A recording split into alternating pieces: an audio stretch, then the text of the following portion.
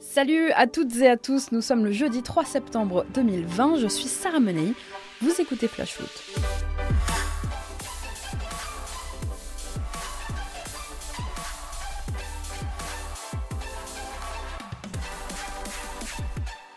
Rêvons plus grand, rêvons d'une semaine sans polémique. On en parlait à la reprise il y a 10 jours, la Ligue avait-elle raison d'accorder un break au Paris Saint-Germain et de reporter son premier match face à Lens? Début de réponse aujourd'hui, puisque ce break a servi à des vacances en Espagne, et résultat, 3 Parisiens ont attrapé le Covid. Lorsqu'on a appris en début de semaine que Leandro Paredes et qu'Angel Di Maria avaient été testés positifs, ça allait encore, mais quand le nom de Neymar, sujet de toutes les crispations, est sorti hier, ça a été le drame. Alors, la faute à qui? Les joueurs partis faire la bringue à Ibiza, le club pour les avoir laissés faire, ou la LFP pour avoir accepté ce report? Irresponsabilité, faute professionnelle, voilà ce qu'on entend depuis hier. Alors le problème, c'est que quand ça touche au Paris Saint-Germain, ça prend des proportions.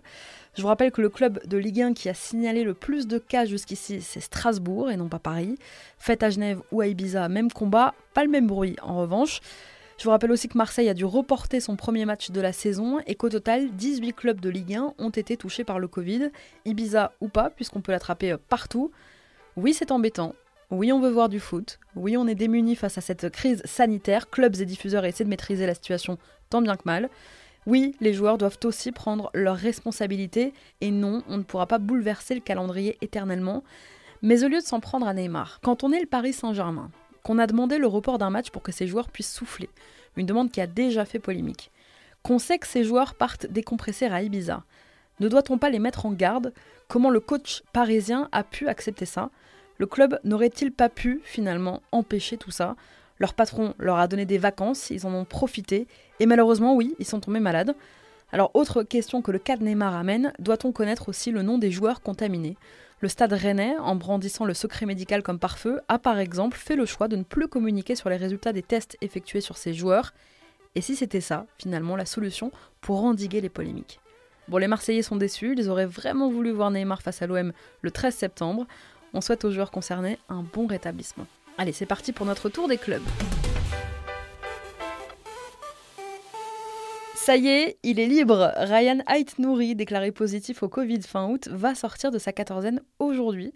Il devra passer encore plusieurs tests avant de réintégrer le groupe en juin, mais le jeune latéral pourra reprendre l'entraînement collectif normalement dès la semaine prochaine.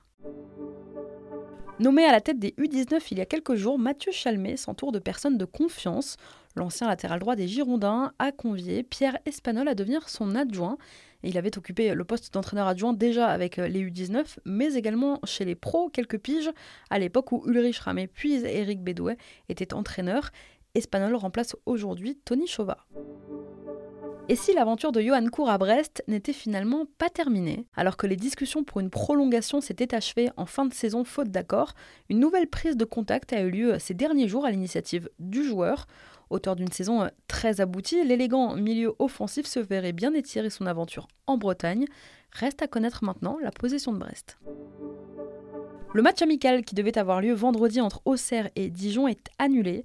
Les deux clubs ont annoncé leur décision d'un commun accord d'annuler donc cette rencontre puisque 2 cas de coronavirus se sont révélés au DFCO. Décidément, foutu Ibiza.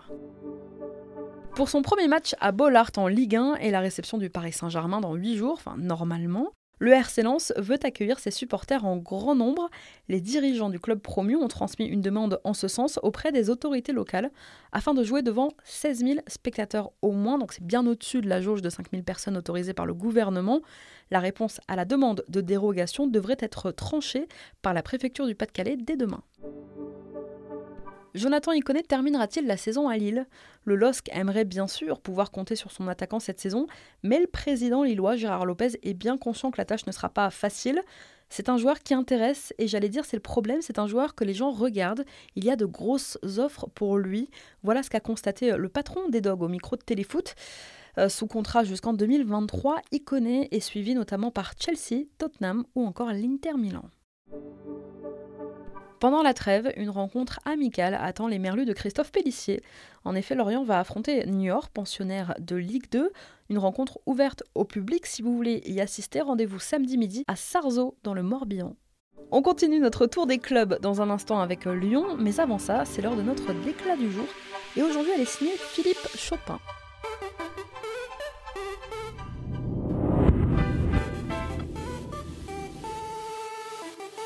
Ce nom ne vous dit probablement rien, à part si vous habitez dans le Puy-de-Dôme, dont Philippe Chopin est devenu le préfet il y a quelques jours. Un préfet qui a accordé une dérogation au club de Clermont pour le premier gros choc du top 14 dimanche prochain au stade Marcel Michelin. Ce sera contre le stade toulousain. Il devrait y avoir entre 10 000 et 12 000 spectateurs, soit près du double autorisé par la jauge gouvernementale. Alors jusqu'ici, aucun club du top 14 n'avait obtenu de dérogation. Voilà comment le préfet justifie sa décision. D'abord, le côté emblématique de ce club et son sérieux. Le sérieux des dirigeants que j'ai vu à plusieurs reprises, et j'étais assisté au match test la semaine dernière, samedi dernier, et puis un public exceptionnel, dont tout le monde me vante la tenue et le respect des règles, ce qui fait qu'un dossier très bien fait sur le papier, plus une situation que j'ai pu constater quand je suis allé au stade avec mes troupes, on accorde la dérogation. Ah désolé, supporters de foot que nous sommes, je suis navré mes frères et sœurs de vous dire que nous ne sommes pas un public de qualité et que nous ne méritons pas par conséquent de dérogation. On aime toujours autant le football dans ce pays. Allez, on reprend notre tour des clubs direction Lyon.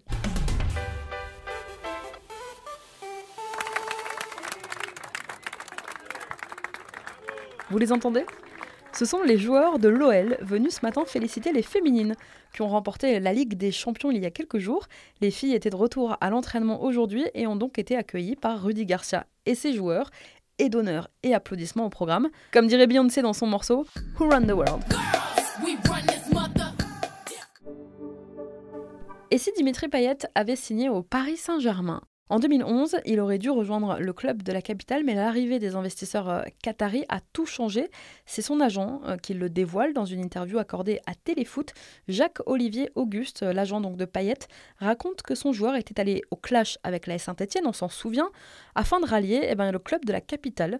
Les deux s'étaient mis d'accord avec Alain Roche, le directeur sportif parisien, mais le transfert a finalement capoté à l'arrivée de Leonardo. Et Dimitri Payet a donc signé à Lille avant de s'engager quelques années plus tard à Marseille. Depuis plus d'un an maintenant, le FC Metz a lancé son grand chantier de rénovation de Saint-Symphorien, un projet ambitieux qui faisait débat chez les supporters. Alors aujourd'hui, Bernard Serin, le président messin, rassure. À terme, tous les sièges de l'enceinte messine seront de couleur grenat, les couleurs du club bien sûr. Livraison prévue l'été prochain. Auteur de 2 premiers très bons matchs en Ligue 1, Benoît Badiachil fait un départ canon. On apprenait début août qu'il intéressait bien sûr d'autres clubs et que l'offre notamment de 25 millions d'euros transmise par le Bayer Leverkusen notamment n'avait pas satisfait les dirigeants monégasques. Et bien selon Kicker, aujourd'hui un quotidien allemand, le Bayer ne serait plus dans la course pour s'attacher les services du joueur formé à Monaco, jugé trop cher aujourd'hui par les Allemands. Bonne nouvelle pour le club de la Principauté qui espère bien sûr conserver sa pépite cet été. Andy Delors vise grand, Andy Delors vise l'Europe. Dans une interview accordée à RMC Sport, l'attaquant montpelliérain n'a pas caché qu'il aimerait refaire goûter au club et aux supporters montpelliérains les joies d'une qualification européenne.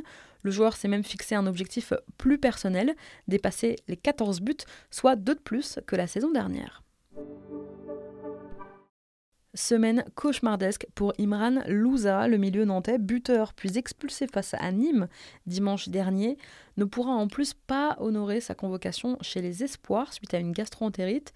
Et pour couronner le tout de cette semaine cata, la commission de discipline de la LFP, qui s'est réunie hier comme tous les mercredis, lui a infligé 3 matchs de suspension pour son tacle dangereux sur Lucado. Allez, on efface l'ardoise et on repart du bon pied en octobre, Louza. Clap de fin pour Adrien Tamézé, sous contrat encore 1 an avec l'OGC Nice. Eh bien, le milieu devrait quand même quitter la Côte d'Azur dans les prochaines semaines. En milieu de saison dernière, Tamézé avait déjà été prêté à l'Atalanta Bergame et c'est bien en Serie A qu'il devrait à nouveau atterrir. L'Hellas Vérone aurait fait du milieu de terrain sa priorité. Selon la Sky en Italie ce matin, un accord aurait même été trouvé entre les 2 clubs. Allez, on reprend notre tour des clubs dans un instant. Avant ça, on se cultive un petit peu.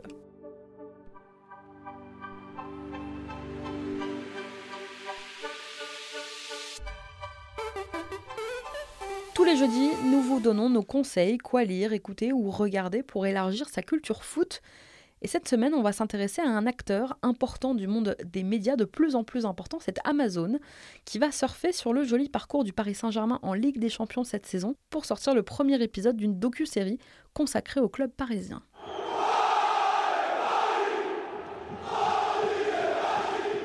Annoncée en mars dernier, la série qui célèbre les 50 ans du PSG ne sera disponible qu'en 2021, mais la plateforme de streaming a décidé de présenter son premier épisode bien plus tôt que prévu. Rendez-vous dans 12 jours exactement pour les supporters parisiens. Le premier épisode s'appelle Tout près des étoiles, il est programmé pour le 15 septembre prochain. Ce premier épisode vous emmènera dans les coulisses de la dernière Ligue des Champions, mais aussi plus globalement dans les coulisses de la saison 2019-2020 des Parisiens. Alors Amazon promet des images jamais vues de la façon dont les joueurs, l'entraîneur, le président et même le staff ont vécu cette aventure lors d'une saison unique et inattendue, il faut le dire. Alors c'est tout de même un doc coproduit par PSG TV, donc par le club, on ne vous garantit pas non plus d'exclus incroyables ou d'infos très croustillantes. C'est réalisé par Manuel Herrero. Et il faut dire que la plateforme Amazon Prime regorge d'une diversité de propositions en matière de docs sportifs, notamment en matière de foot. Après avoir suivi Manchester City, il y a quelques mois, elle proposait une immersion avec la Seleção de Tite, un doc retraçant le titre en Copa América des coéquipiers de Neymar, sans images exclusives d'Ibiza, je sais, vous êtes déçus. Depuis quelques jours, elle propose même une immersion à Tottenham avec José Mourinho. Le club anglais a été suivi toute une saison pour donner 9 épisodes assez riches en rebondissements, assez drôles aussi. La voix off est signée Tom Hardy et rien que pour ça, ça vaut le coup d'y jeter un œil. Allez, on reprend notre tour des clubs, direction les Costières, direction Nîmes.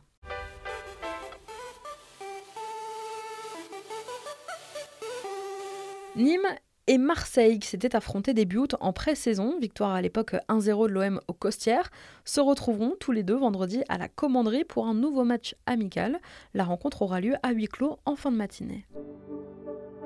Un revenant au Paris Saint-Germain depuis sa signature il y a 4 ans, la carrière de Jessé à Paris est loin d'être simple. Après un 4e prêt en 4 ans, Jessé va faire son retour dans l'effectif du club parisien. Voilà, du renfort pour Tuchel. Boulaïdia a toujours son bon de sortie, sous contrat jusqu'en 2022. Il veut partir. Cet été, il a déjà vu son coéquipier Axel Disasi quitter la Champagne pour l'AS Monaco. Il aimerait bien en faire de même. Prix fixé par Jean-Pierre Caillot, 15 millions d'euros. Alors, en attendant qu'un club ne sorte le carnet de chèques, Boulaïdia reste un joueur rémois. Je vous ai écouté hier les premiers mots d'Eduardo Camavinga en bleu, un jeune garçon de 17 ans appelé pour la première fois par Didier Deschamps, qui a déjà fait l'unanimité à Clairefontaine. C'est en tout cas ce qu'affirme ce matin un membre du staff tricolore dans les colonnes de l'équipe. C'est un garçon naturel, très à l'aise avec l'entourage des Bleus et tous ses coéquipiers. Il est humble, à l'écoute, il ne se la raconte pas malgré son ascension éclair et toutes les sollicitations autour de lui. Il fait déjà preuve d'une certaine maturité à son âge, pourvu que ça dure. C'est l'une des rares satisfactions la saison dernière du côté de l'AS Saint-Etienne, sûrement le meilleur joueur de la saison stéphanoise. Auteur de 10 buts pour sa première année chez les Verts, Denis Bouanga attire les convoitises pendant ce mercato. On a entendu ces derniers jours le nom de l'OGC Nice notamment revenir. Le président des Aiglons, Jean-Pierre River, a mis les choses au clair. Il a démenti fermement toute offre et même tout intérêt pour l'ancien joueur du Nîmes Olympique. De son côté, Denis Bouanga a lui laissé entendre qu'il souhaitait rester dans le Forez. Mais jusqu'à quand ? Supporters strasbourgeois, il est possible depuis hier et jusqu'à la fin du mois de vous rendre à la boutique officielle de la Méno pour retirer votre carte d'abonnement. Une pièce d'identité vous sera demandée au guichet dédié. Attention, il y a des créneaux, des jours et horaires bien précis que vous pouvez retrouver sur le site du club. Aucun retrait de carte en dehors de ces créneaux ne pourra être effectué. Après une petite dizaine de cas au Racing, on ne voudrait surtout pas que les supporters soient également concernés. Merci à tous d'avoir été avec nous, c'était Sarah Manei, vous écoutiez Flash Foot, on se retrouve demain.